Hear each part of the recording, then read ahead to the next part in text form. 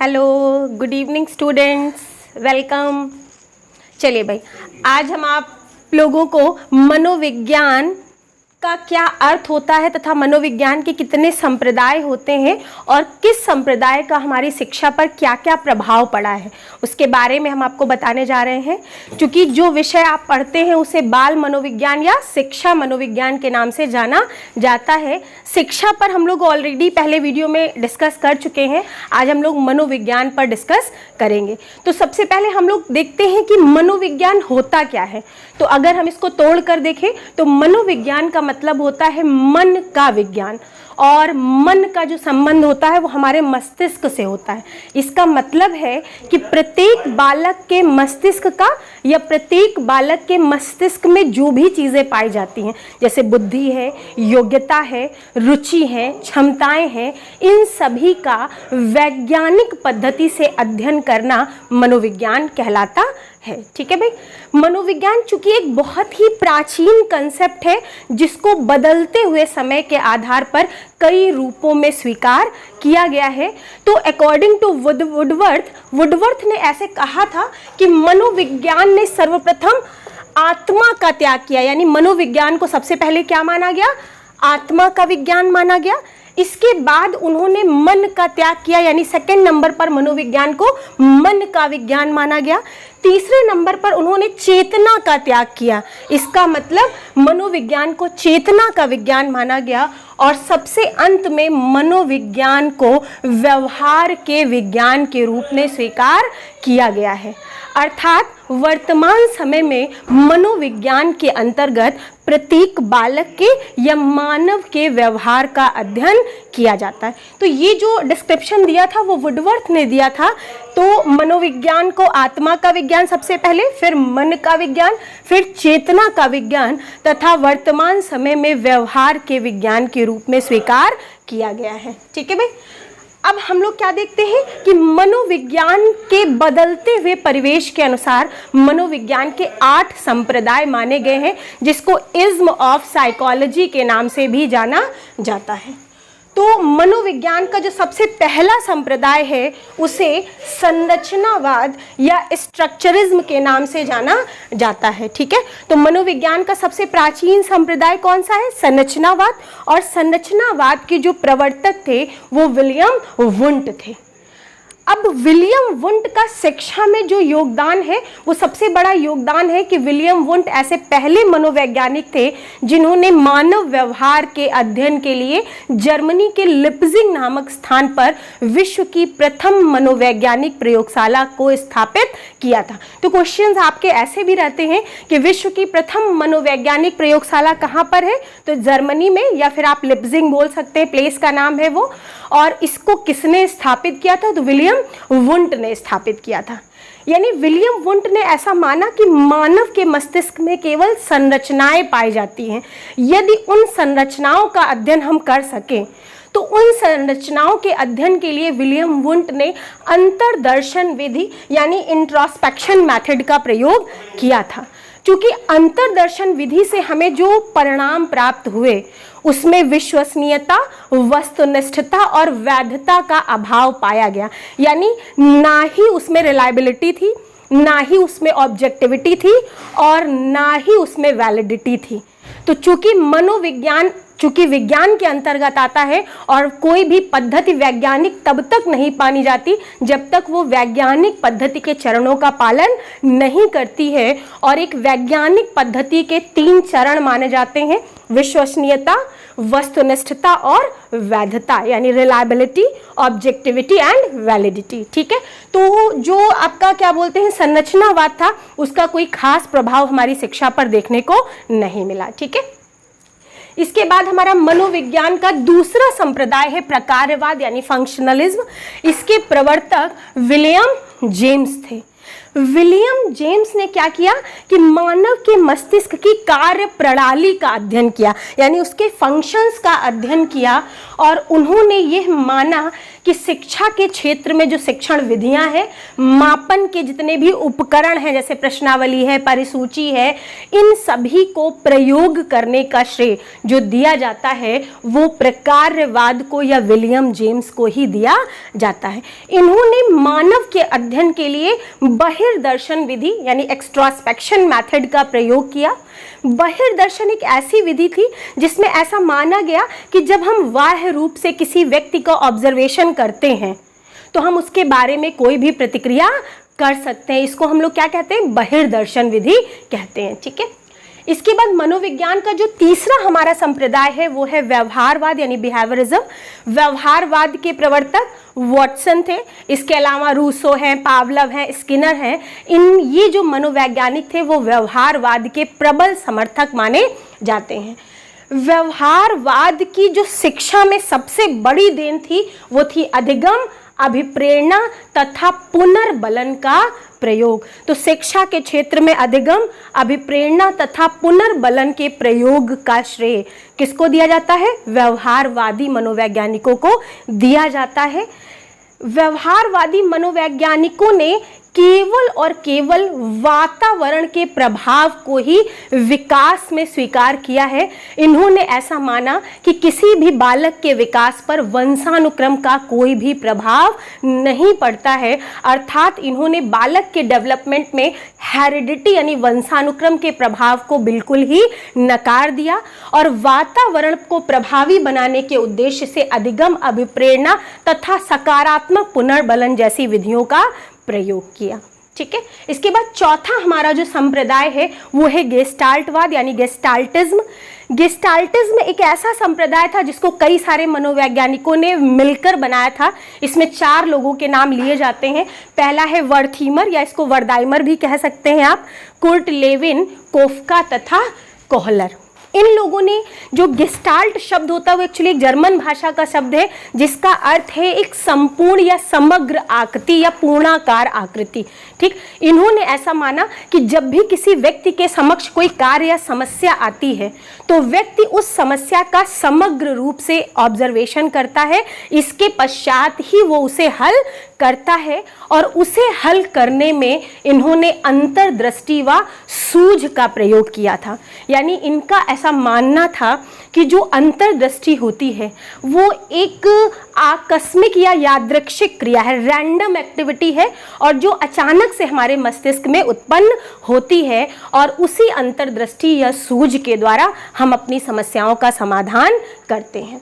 ठीक, शिक्षा के क्षेत्र में अगर हम इनके योगदान की या गेस्टाल्टवाद के योगदान की बात करें तो पाठ्यक्रम निर्माण यानी क्यूरिकुलम कंस्ट्रक्शन, शिक्षा के उद्देश्यों का वर्गीकरण और पूर्ण से अंश शिक्षण पर यानी जो हम पूर्ण से अंश यानी होल टू पार्ट शिक्षण सूत्र का प्रयोग करते हैं उसको देने का जो श्रेय है वो हमारे गेस्टाल्टवादी मनोवैज्ञानिकों को ही जाता है।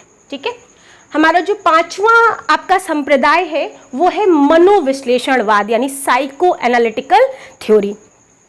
तो जब हम मनोविश्लेषण की बात करेंगे तो मनोविश्लेषणवाद के जो जनक थे वो सिगमंड फ्रायड थे। फ्रायड का नाम बहुत स्ट्रांगली लिया जाता है क्योंकि ये ऐसे पहले मनोवैज्ञानिक थे जिन्होंने मनुष्य के अंदर 3 चीज़ों को माना। यानी इन्होंने ये माना कि इदम, अहम और परा अहम यानी मानव के मन की 3 अवस्थाएं होती। यानी इन्होंने हमारे मन को 3 स्टेजेस में डिवाइड किया है कि मानव के मन की 3 अवस्थाएं होती हैं। इदम यानी इड, अहम यानी ईगो और परा अहम यानी सुपर ईगो। और यही हमारी मन की जो 3 अवस्थाएं होती हैं वो हमारे व्यवहार को निर्धारित करती हैं। अकॉर्डिंग टू फ्रायड जो इदम का संबंध होता है वो प्रत्येक व्यक्ति की मूल प्रवृत्तियों या इमोशंस से होता है, मूल प्रवृत्तियों से होता है, जन्मजात इच्छाओं से होता है या आप इनको अतृप्त इच्छाएं यानी ऐसी इच्छाएं जो हमारी पूरी नहीं हो जाती और कहीं भी अचेतन में दबी रहती हैं। तो इदम का जो संबंध होता है वो हमारी मूल प्रवृत्तियों से या अतृप्त इच्छाओं से होता है। अहम यानी ईगो का जो संबंध होता है वो जीवन की वास्तविकता से यानी लाइफ की रियलिटी से होता है, ठीक है। और परा अहम का जो संबंध होता है वो धर्म, कर्म, सामाजिक मूल्य, नैतिक मूल्य, इन सब से होता है। तो अगर किसी व्यक्ति को एक सामान्य सामाजिक जीवन व्यतीत करना है तो हमारे अहम का सेंटर्ड होना या अहम का केंद्रीकृत होना बहुत आवश्यक होता है, क्योंकि वो इदम और परा अहम इन दोनों के बीच एक बैलेंस का कार्य करता है। बात समझ में आ गई? जैसे बच्चा बहुत छोटा होता है तो हम में केवल मूल प्रवृत्तियां होती हैं, यानी उस शिशु में केवल मूल प्रवृत्तियां या इच्छाएं होती हैं, और वो मूल प्रवृत्तियां इतनी स्ट्रांग होती हैं कि तत्काल सुख की इच्छा करती हैं, उन्हें किसी प्रकार का विलंब बर्दाश्त नहीं होता और भविष्य के परिणाम से उसका कोई भी संबंध नहीं होता है। जैसे कोई छोटा बच्चा आपने देखा अगर रास्ते से जा रहा होता है और अचानक शॉप पर उसकी पसंद की कोई चीज़ दिखती है, चाहे वो कितनी ही हानिकारक क्यों ना हो, चाहे आप उसको कितने भी एक्सक्यूजेस दो कि हमारे पास पैसे नहीं है या हम घर से पैसे नहीं लाए, लेकिन वो तब तक वहाँ पर उस चीज़ की जिद करता है जब तक उसको वो चीज़ मिल नहीं जाती। भले उसकी पिटाई हो जाए, भले उसकी तबीयत खराब हो जाए, लेकिन उससे उसका कोई संबंध नहीं होता है, क्योंकि उसमें क्या होता है, इदम प्रभावी होता है, यानी उसकी जो मूल प्रवृत्तियां होती हैं वो पूरी तरह से प्रभावी होती हैं। फिर जैसे जैसे हम बड़े होते जाते हैं हम में अहम का विकास होता है, यानी हमें वास्तविकता का ज्ञान होता है।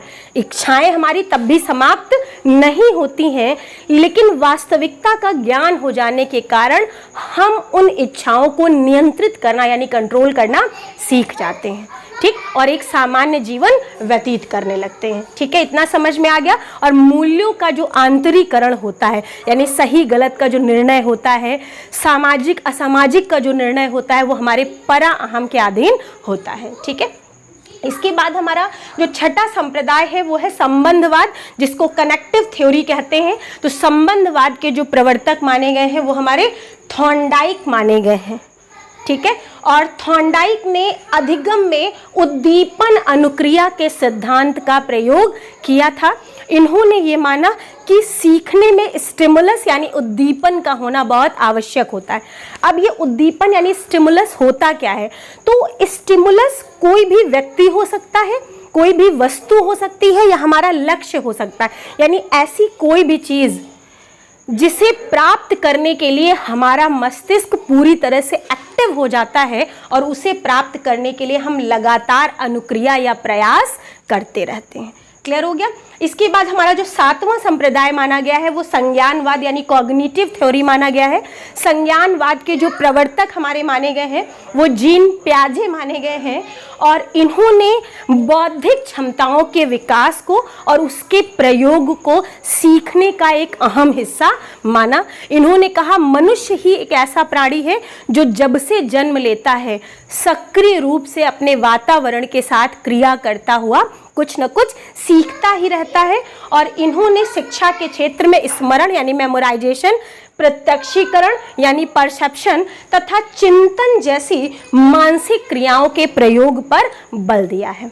ठीक है, हमारा आठवां और जो सबसे आधुनिक संप्रदाय है वो है मानवतावाद या मानववाद, जिसे ह्यूमैनिस्टिक अप्रोच के नाम से जाना जाता है। मानवतावाद के जो प्रवर्तक थे वो थे अब्राहम मैस्लो। इनकी जो विचारधारा थी वो एक कल्याणकारी विचारधारा थी, और इन्होंने ये माना कि प्रत्येक व्यक्ति की जो आवश्यकताएं होती हैं वो प्राथमिकता क्रम के आधार पर बिल्कुल अलग या अनोखी होती हैं, और इन्होंने प्रत्येक व्यक्ति की आवश्यकताओं को अनोखा मानते हुए प्रत्येक व्यक्ति के व्यवहार का स्वतंत्र इकाई के रूप में अध्ययन किया है। इसीलिए इन्हें मांग या आवश्यकता के सिद्धांत का जनक भी कहा जाता है। तो ये थे हमारे मनोविज्ञान के 8 संप्रदाय। सबसे प्राचीन संप्रदाय संरचनावाद। संरचनावाद के प्रवर्तक विलियम वुंट। उनका शिक्षा में योगदान क्या था कि मनोविज्ञान की प्रथम प्रयोगशाला जर्मनी के लिप्जिंग स्थान पर और शिक्षा के क्षेत्र में अंतर्दर्शन विधि यानी इंट्रोस्पेक्शन मेथड का प्रयोग। दूसरा क्या था? प्रकार्यवाद। प्रकार्यवाद के प्रवर्तक विलियम जेम्स। इनका शिक्षा में योगदान पाठ्यक्रम की विषय वस्तु, शिक्षण विधियां, मापन की इकाइयां, प्रश्नावली तथा परिसूची इत्यादि का प्रयोग। तीसरा हमारा जो संप्रदाय था व्यवहारवाद। व्यवहारवाद के प्रवर्तक हमारे वॉटसन थे, और इनका शिक्षा में योगदान क्या रहा? अधिगम, अभिप्रेरणा तथा पुनर्बलन का प्रयोग। इसके बाद चौथा संप्रदाय हमारा गेस्टाल्टवाद, जिसके प्रवर्तकों में वर्थीमर, कोटलेविन, कोफ्का और कोहलर जैसे मनोवैज्ञानिक आते हैं।